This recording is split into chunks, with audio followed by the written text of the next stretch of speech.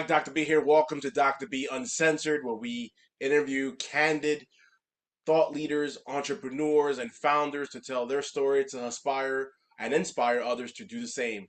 Hopefully, you enjoyed this episode. Hi, everybody. Welcome to another edition of the Dr. B Show. I'm here with the great Alan Lazaros. Alan, how are you, man? I am well. Thank you for having me. I do not take it lightly for anyone watching or listening to this because after coaching so many people from all over the world for so long, I realize what we pay attention to is absolutely everything. So it's an honor. Thank you. Thanks, man. Thanks, brother. Appreciate it, man. Yep. Let's jump right into it, man. Tell everyone about yourself.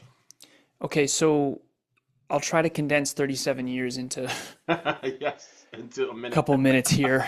I I'll start with where I am now. So right now I'm the CEO of Next Level University. I'm a coach, a trainer, and a podcaster. Those are kind of the three main things that I do now. And then I'll take you back. So early on, born and raised in Massachusetts, born in 1988. Tough start. My dad, my birth father, John McCorkle, he was part of a big family. It was Jim, Joe, John, Jane, Joan, Jeanette, all J, All Jay. all J, right? And then, so unfortunately, he passed very early in my life. 1991 car accident, just very tragic, very sudden. I had an older sister who was 6 at the time. I had a mom who was 31 at the time, and I was almost 3 at the time. I had a stepfather named Steve Lazarus, hence my last name, Lazarus, from age 3 to 14. So from 1992 basically to the early 2000s, and he and my mom did not get along. That's a polite way to put it on a public medium. And so eventually they split up, and we didn't really associate much with the McCorkles anymore when we were trying to be sort of the Lazaruses. He left when I was 14 years old, hardest year of my life, did not know this at the time.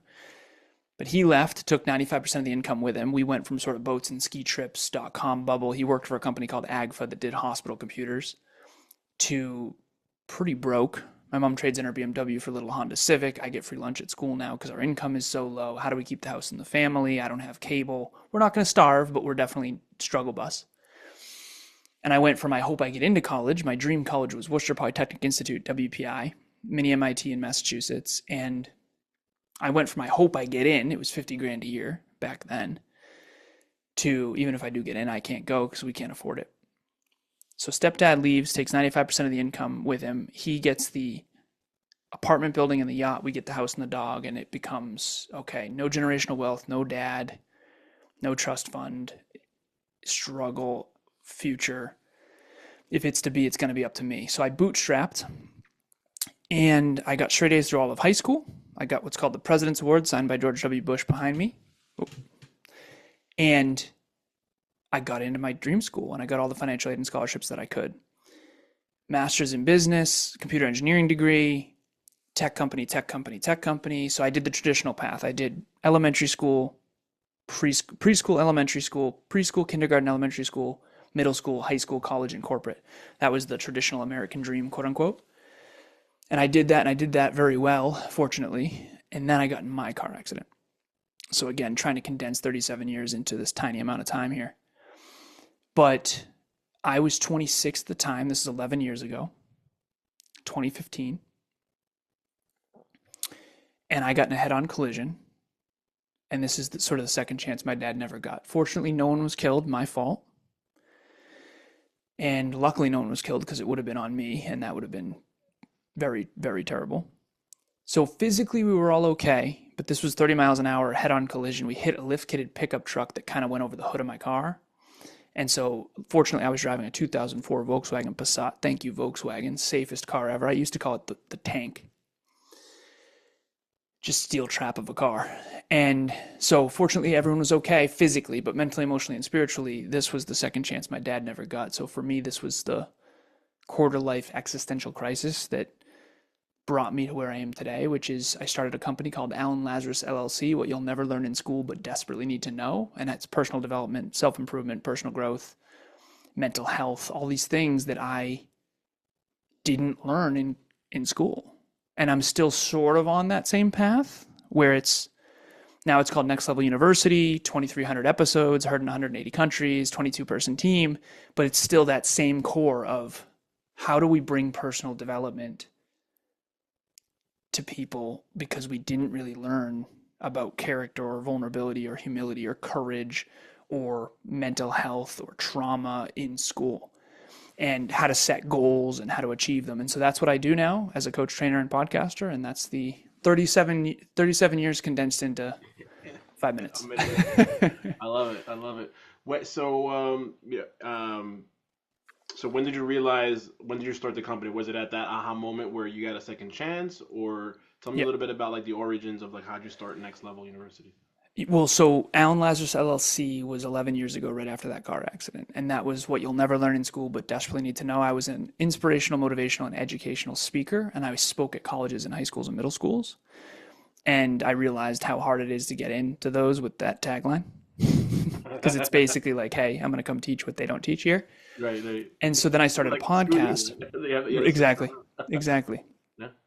Then I started a podcast called Conversations Change Lives.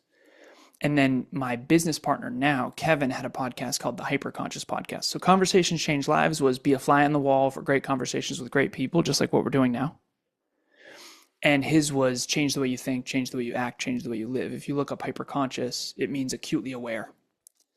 And it's basically get off autopilot. And so he was my first guest. I was his first guest. And then we teamed up and we had the worst titled podcast of all time, which was the Conversations Change Lives meets Hyperconscious Podcast. And we did that for like 20 weeks. Yeah. And then we went all in on hyperconscious, and we did that for probably 500 episodes. And then we rebranded to what's now known as Next Level University. And now we have we produce 83 podcasts now. We have a 22-person team. We work with over 122 paying clients. And I don't say that to flex. I say that because it's crazy how big things can get when you stay consistent over the long term. That was 9 years ago. We partnered up 9 years ago, and we just got a little better every day. For me, 11 years, him 9 years, and it's become a really big thing. Yeah. I love it, man. That's awesome. So when did you realize like that you had something going on? Is it like once you met your business partner? Like how'd you realize that blue ocean, the fact that hey, there's something there when it comes to professional development. Like I agree with you 100%, by the way. Like for me, like I come from the finance world a little bit, so I'm always about thinking about teaching others, building generational wealth through real estate and through some other stuff. And that they don't teach us in school, right? They teach us freaking this math or that math or this, but they don't teach us like the skills of life, right? So how'd you realize, hey man, there's something there? I think it came more from, honestly, it made me really sad because I was so there's sort of three, if you picture a Venn diagram, if you want to be really successful in the 21st century, holistically, not just wealth, we do health, wealth, and love. So health is physical, mental, emotional, spiritual. Wealth is how you earn your money. In other words, is it meaningful work for you? Does it increase or decrease with where the future is headed? And where do you invest it, which is your sort of thing that you do. And then the third one is love, which is your intimate relationship, your immediate family, your colleagues, clients, mentors, mentees, friends, acquaintances. And so if you think about, so in my speeches, I'll always say, who here wants to be healthier, wealthier, and more in love? And every hand goes up. And then I'll say, okay, who here wants to master finance, fitness, humility, courage, and vulnerability every single day for the rest of their life? And a bunch of hands go down. Right? And the truth is that if you want to be healthier, wealthier, and more in love, you have to do that. But to your original question of when did I know the blue ocean? So I grew up in tech. So my person in my dorm, we were mining for Bitcoin in my dorm room in 2007 and 2008. Right. So I the nerds of the nerds of the nerds at WPI, Worcester Polytechnic Institute, it's like a mini MIT. And, one of my roommates in college was on Tech TV when he was 14. I built my first computer when I was 12. Like tech just made sense. I call it STEMBIF, science, technology, engineering, mathematics, business, and finance. I was a semi-pro gamer. I was a nerd of all nerds, and I hung out with nerds. So, and I saw this huge disconnect. The three things in this Venn diagram that you need to be successful holistically is, number one is professional development. This is the resume, the cover letter, the economy, the science, the math, the technology, the reading, the writing, all that. Professional development, I actually think the school system does an okay job of. Personal development, they do a terrible job of, in my opinion. Personal development is humility, courage, vulnerability, you developing your own skills, the inner work, getting a therapist, trauma, healing from the past, learning about yourself, self-awareness, setting appropriate goals, how to do that, tracking and measuring toward those goals, personal development. And that's the Tony Robbins, Jim Rohn, Og Mandino, all these people, the 7 Habits of Highly Effective People, Stephen Covey, all that. So you've got the professional development, which is the school system and corporate and all that kind of stuff. Then you've got personal development. And then you've got social development. Social development is EQ.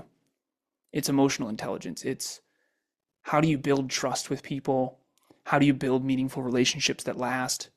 How do you network and learn how to build trust with people who barely know you on the internet, for example? And the truth is there's formulas to all this stuff. And as an engineer who's a techie, I feel like if I can teach other people the formulas for how to be healthy, wealthy, and in love, and all of us have one of the 3 that we're good at, one that we're decent at, and one that we're terrible at. So for me, I was really freaking good at the professional development. Resume, cover letter, LinkedIn, all no problem. Personal development was not great. Social development was my decent one. So I was professional development green, personal development red, social development yellow. And I think everyone, if they're honest with themselves, has one of those 3 lagging. And so I worked on the personal development over the last 11 years, and that's really helped tremendously. I love it. And now, apart from your formal education, did you join any specific masterminds or seek any mentorship in order for you to get there? Can you tell us about that? Totally. Yeah. So dozens of coaches and mentors. I had a couple at the company iRobot that I worked for, a couple at a company called Cognex that I worked for. They do industrial automation equipment all across the world, actually. And I had some CEO mentors. Technically he was COO of iRobot. But yes, dozens of mentors and coaches. I don't usually like to use the names, but what I will say, it's okay. You can tell us the names. Yep. It's conceptually. It's important. It's important. And I also, I don't want to be shared. One of the things that I'll share too is, and this has been hard for me to realize, all of my mentors were really good at one of the 3. Almost no one was good at all 3. And they were all very wealthy, several multimillionaires, 1 billionaire. At the end of the day, you realize when you meet these people in real life that they are like terrible in other areas of their life. Really just blind spots. I mean, how many really wealthy people are divorced and not fulfilled in their intimate relationship? How many people? So to me, it comes down to the same question of health, wealth, and love. I didn't want to be healthy and wealthy, but not in love. I didn't want to be healthy and in love, but broke. And I didn't want to be, you need all 3. And very few people have all 3 because it's multidisciplinary skill sets that take lifetime to master. So I get why they're not all 3, but I had these sort of 2 worlds of these mentors that were super wealthy that I actually think some of them are wildly emotionally immature. And they know the entire global economy and how it all works, but they're kind of like big kids. And they end up divorced and that kind of thing. And they're not healthy either. That's been interesting. And then you've got these other people that are self-aware and heart-driven and wonderful and virtuous, and they know themselves. They are happily married, but they're broke. And it's like, listen, we have got to bridge that gap. The heart-driven, wonderful humans that I've met that don't know the economy at all and don't know numbers and finance, like those are people that I want to help because, I mean, I've got engineering friends that I think are complete ding-dongs, friends from the past. They're not friends anymore, but not all of them. Some of them are great, but a lot of them are really emotionally immature and they are not well-rounded male role models. And I'll call out the men in particular. I grew up without a dad and I was looking for a male role model. And quite frankly, it's been really hard for me to realize that in hindsight, I'm disappointed in the majority of them. I'm 37 now, so I guess at some point your heroes have to fall from the pedestal. And obviously I was naive, But like, man, it's time to step up and be emotionally intelligent and to be better, more virtuous men. Because quite frankly, yeah, the world needs great male role models that have virtue at their core. Makes a lot of sense. Like my mom and dad divorced in my teens. My mom remarried, but you're right. But even if so, like I always felt, yeah, the need for like a male, role model of some kind, and eventually, uh, I got one. But you're right. You're right. You always need that male role model. And if you don't, like in my case, I had to step up a lot of times, and I was fortunate that I have a support system and a lot of cousins that were older and really stepped up when dad wasn't around. So, but you're right, you always need that male perspective, that role model, so to speak, right? You Yeah. agree? Yeah, and good for you. Uh, Yeah. Thanks, man. I'm grateful you had people around you that led by example. Yeah, Yeah. absolutely. Yeah, cousins that were accountants and in business and Nice. all that. Yeah, yeah, Nice. yeah, yeah. Yeah, So I good for always you. say that always have that around you. Yeah, man. So what have you learned up to this point when it comes to self improvement? And I'm getting our conversation right. Health, wealth, love. Right. You make it very simple. Why do you think like your approach works as far as the holistic approach and not anything else? Uh, I think that that's the main reason it works is you make it really simple. I mean, if everyone out there watching or listening thinks about the life they want and you look back on your life and something you're proud of, I think if everyone was really examining their own life and sort of zooming out and seeing their whole life, right? 10s, 20s, 30s, 40s, 50s, like all the way out. Average life expectancy right now is 80. I think it's 83 for women. I think it's a little lower for men. Globally, there's 8 billion people on planet Earth now. Anyone can research this. There's almost 6 billion online. I'm rounding up. Almost 6 billion on the internet, and it's increasing now that Starlink, we have Wi-Fi in the sky. And when you zoom, there's 195 countries. When you zoom out, you see that the majority statistically are not healthy, wealthy, and in love. And the reason why, and I'll give you the numbers as to why this is so hard. Because somewhere along the lines, Next Level U, it was life, love, health, and wealth in your pocket from anywhere on the planet, completely free. Next Level University. We do an episode every day. And we realized somewhere along the lines that the majority of people aren't actually going to be healthy, wealthy, and in love, at least not statistically. And this is why. If you are the top 1% in health, wealth, and love, the math actually works out to 1 out of 100 times 1 out of 100 times 1 out of 100, which means you're 1 in a million. So statistically speaking, only 1 in a million people is actually going to be healthy, wealthy, and in love. And it makes sense because it's 3 full-time jobs. Being fit is a full-time job. I was a fitness model, fitness competitor, fitness coach, 43 photo shoots, 3 competitions. It is a full-time job to be fit. And if you're not working on yourself every single day, the chances of you being in the higher percentile of health, wealth, and love is extremely low. And so a lot of people don't want to sign up for a life of like grit and work. And so, but I do think the reason why my approach works is because I find the people who have these 3 core values. It's actually written right over here, X, Y, and Z axis. And I decided in my probably 34-ish that I would never work with anyone who didn't have these 3 things. And that's my new rule. And by the way, I wouldn't even be here if you didn't have them. So I had to be discerning over time because I appreciate that. No, I get yeah, it. as you get older, you realize how much time you've wasted with, Yeah, it's called self-imposed servitude to thankless people. yeah. So I don't do that anymore, but my absolutely people are 10, 10, 10 on these 3. So humility, inward humility, meaning inside, because obviously a lot of people think I'm not humble, but internal humility.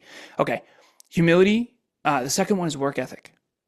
Like if you don't have work ethic, I can't help you. Health, wealth, and love. Well, I don't really want to work. Forget it then. Absolutely forget it. Like nothing If you don't want to put in the real work, in then real right. life is. Go ahead. If you don't want to put in the work, then right, then you can't help you, right? It can't help you. Yeah, if you're not willing to work, yeah, you can fake it. Yeah, you can AI and filter and lie on the internet if you want. But if you want to do it real life, real world, real people, Yeah, it's just work ethic is necessary. And then the third one is self-improvement orientation. So if you have high humility, high work ethic, and a high self-improvement orientation, what we can do together is unbelievable, because after that it just becomes reverse engineering finish lines and long-term strategic strategy. And that's the chess game of life, infinite game, finite game, game theory. And what I've found is if you do have all three of those, you are a very powerful human being who can really build a life they love on their own terms with the right guidance. Agreed, 100%. If you own those three with the right mentorship and right guidance, you could take over the world, right? Figuratively, not really. Yeah. uh, how can our listeners? Great answer to that, man. How can our listeners practice peak performance as best as they can? Peak performance, I have been asked this question and I'm grateful you ask it. I was a peak performance coach for a while. So it was fitness coach, then it was mindset coach, then it was peak performance coach, it was life coach for a brief moment, and then it was business consultant, and now it's business coach. And I coach 24 people now, but it's been hundreds over the years. Mentoring first, then coaching, which basically means I eventually started getting paid. But peak performance coaching in particular, I think, is sort of my favorite. I brand myself as a business coach now because there's a lot more nuances to someone trying to grow and scale a business, and it's way more profitable. If I help your business go from 5 million to 7 million, that's a way more profitable than helping you get fit. And so, but peak performance is still really what it is. And that's why it's my favorite thing in the world. I have something called peak performance tracking, where we reverse engineer your goals, your metrics, your habits, and your skills to make sure you achieve and then we keep you on track. And it's been tremendous. But back to the peak performance question. Peak performance refers to the top of a parabola in a graph. So if you're not a math modality of thinking, bear with me for a second. Y-axis, x-axis, there's an upside down horseshoe. The max, everybody remembers max and min from school. The max is the optimal stopping problem. If you read a book called Algorithms to Live By, it's a computer engineer's or a computer scientist's approach to decision making. What it talks about, it's Goldilocks. It's if I put the nachos in for 3.5 minutes, they burn. If I put them in for 30 seconds, they're rubbery. So everything has an optimal stopping problem, including how long I'm talking right now. But the point I'm making is everything has a peak. So peak performance is, Aristotle used to talk about who can do the right thing at the right time, in the right way, in the right amount, for the right reason. I say who can do the optimal thing at the optimal time, in the optimal amount, with the optimal person, for the optimal reason. And here's the thing, optimal, you never fully get there. You just get closer and closer and closer. My business partner, Kevin, and I, Next Level University, our podcast, it's basically me, him, and the listener. And the magic in the middle is him and I sort of having a healthy discord about a topic. So I talk about self-belief. He talks about his perspective, my perspective. And we all leave a little closer to optimal. And I think that that's what is, okay, there is no upper limit to self-improvement. This iPhone 16 Pro Max, for example, right here, boom, on YouTube. When I had the very first iPhone came out in 2007 when I was a senior in high school with Steve Jobs and Apple, iPhone.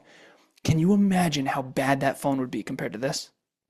Terrible comparing it. Right. Awful. Awful. But at the time it was a worldwide revolutionary breakthrough. It's an iPod. It's and compared to this, it would be absolute atrocious garbage. Now, here's the deal. The same is true for you. I hope when you look through, I have an external hard drive, 500 gigs, that every time I get a new computer, I back up. My girlfriend came to me yesterday. She said, hey, can I borrow your external hard drive? I said, yeah, I just got to see what's on it. And I went through, it's all my old files. Whoa. Blast from the past. Me 11 years ago, 10 years ago, 9 years ago, Alan Lazaros, LLC, all this stuff. And it's like, oh, I was an idiot compared to now. But I wasn't actually an idiot. I was just 10 years ago.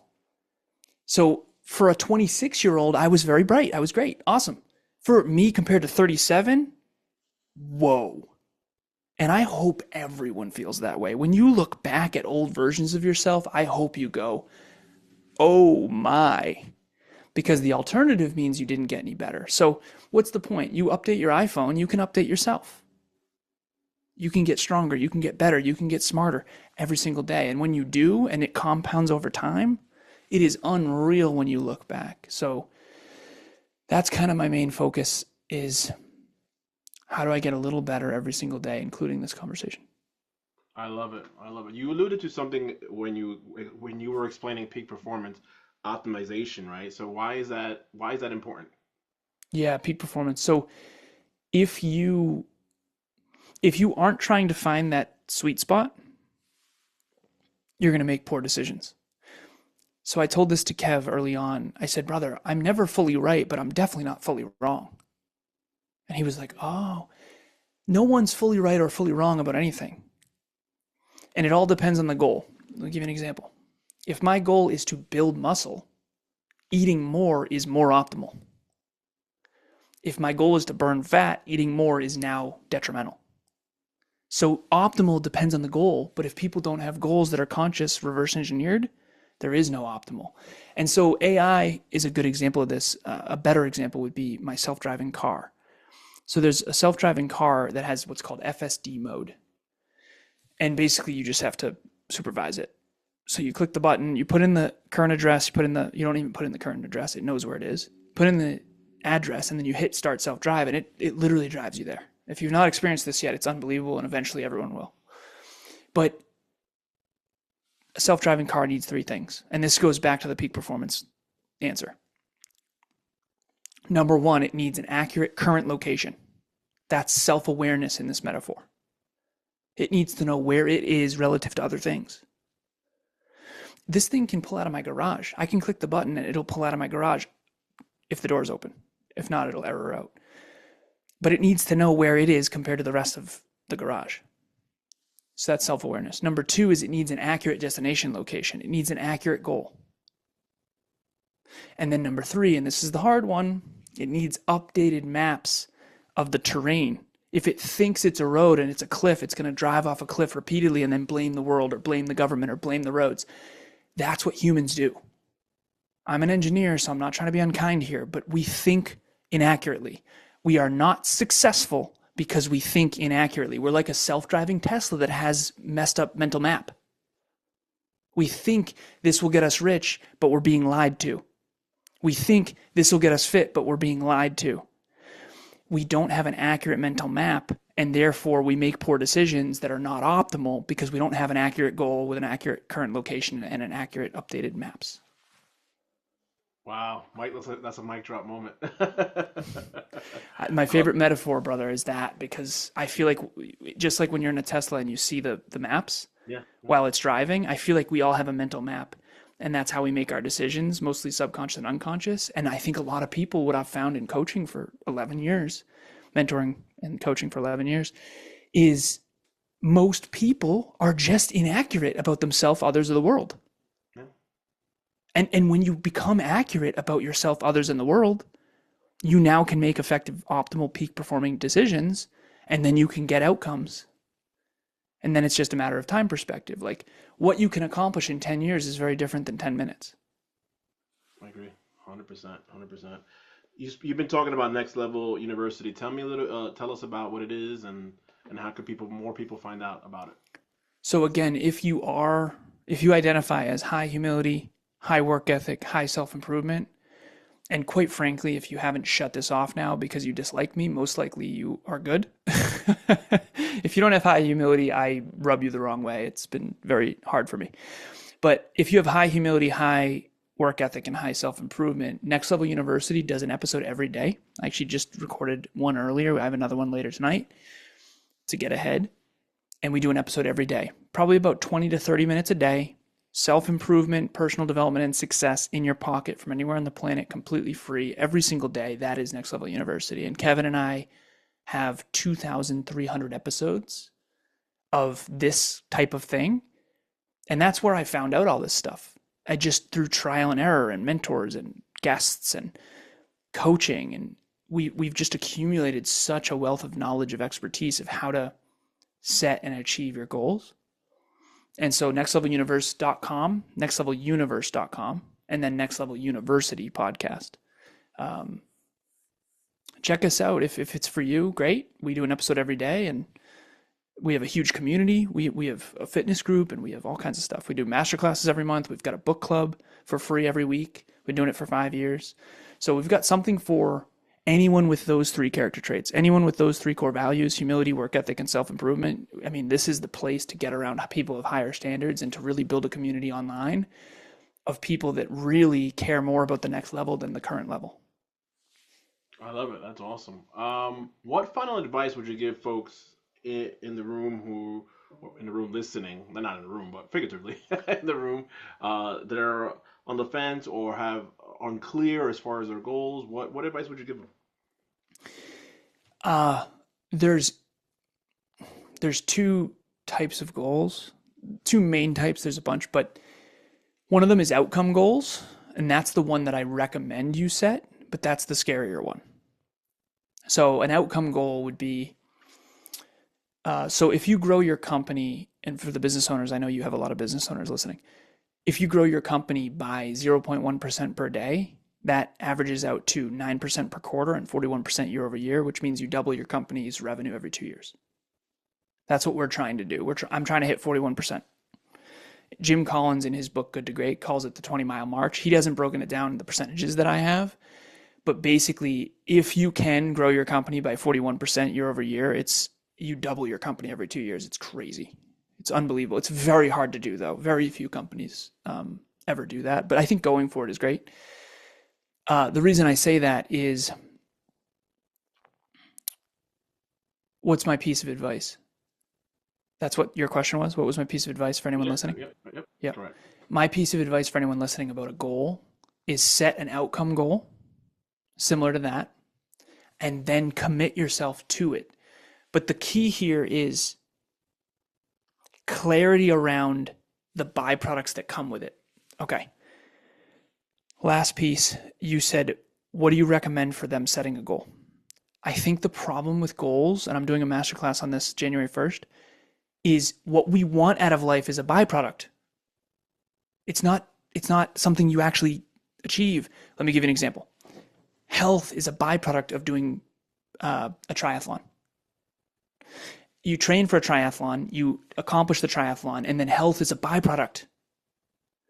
So as a computer engineer, my brain is always like, people are setting, there's process goals, which is what you do to achieve an outcome goal, and then the byproduct is sometimes something you don't want.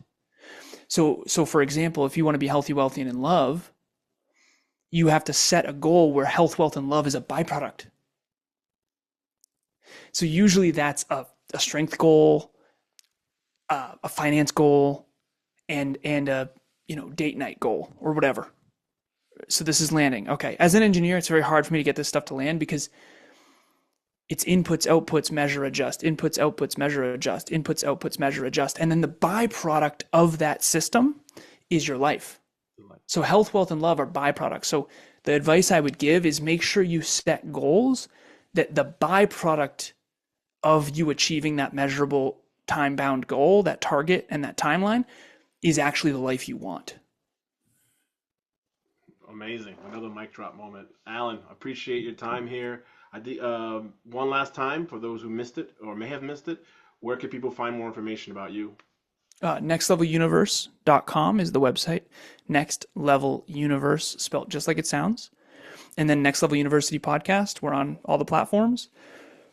And 1% improvement in your pocket every single day from anywhere on the planet, completely free. Thank you again for having me. I appreciate it. And thank you to anyone who listened to this, because I hope you took something from it. And quite frankly, what you pay attention to determines what you say, think, do, feel, and believe, which determines the future that you're going to have. And we all need people that are designing futures on their own terms, that are inspiring and motivating to others, because it's very easy to slip into nihilism and hopelessness. So thank you for having me. I really appreciate it. Thank you, Alan. Thank you for your time. I enjoyed our conversation, and I have a mental clock, right? If it's like 25, 30 minutes, and we hit that mental clock. Speaking of goals, I don't like to make it too long, but this is fantastic. I enjoyed our conversation. Thank you.